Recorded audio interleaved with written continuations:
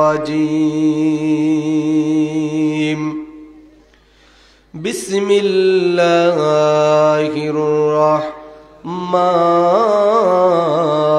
الرحيم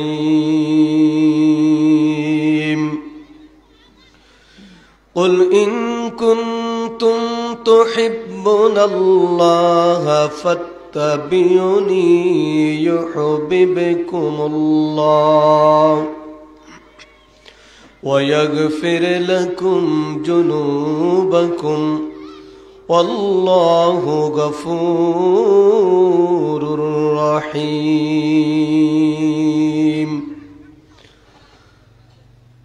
صدق الله المولانا العظيم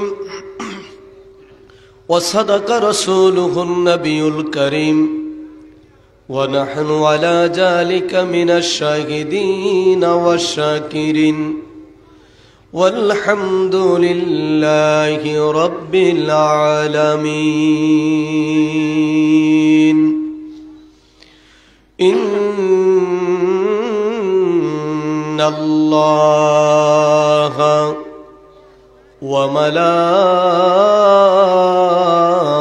وملائكته يصلون على النبي يا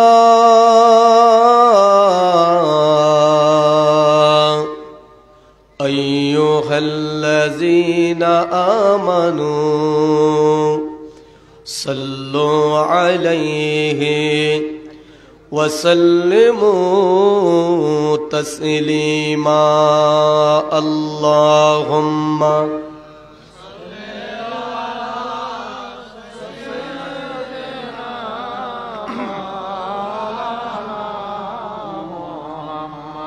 ولا يعلي سيدنا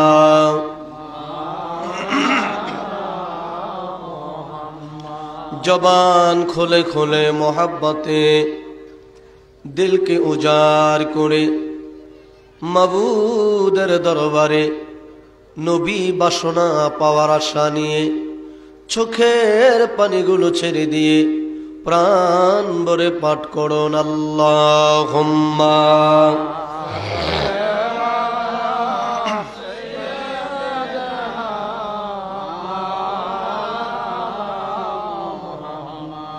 वला आले सय्यदना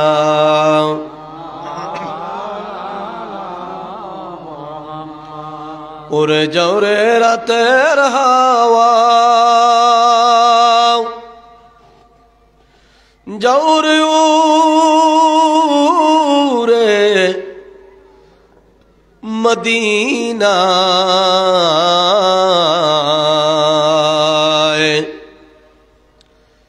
गरीब देर सलाम दियो नबीजीर पाक रवा जाए अल्लाहुम्मा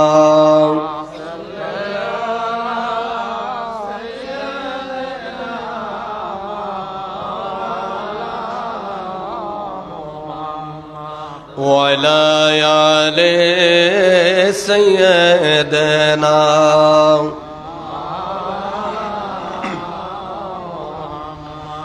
नबीर प्रेमे जारो देलवाई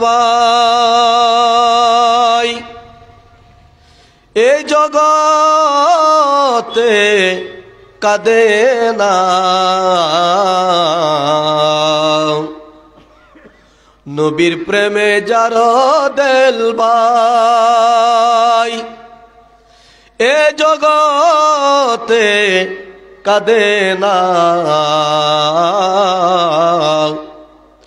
रोज हाशरे भाईजान तारा नबीर देखा पाबे ना अल्लाहुम्मा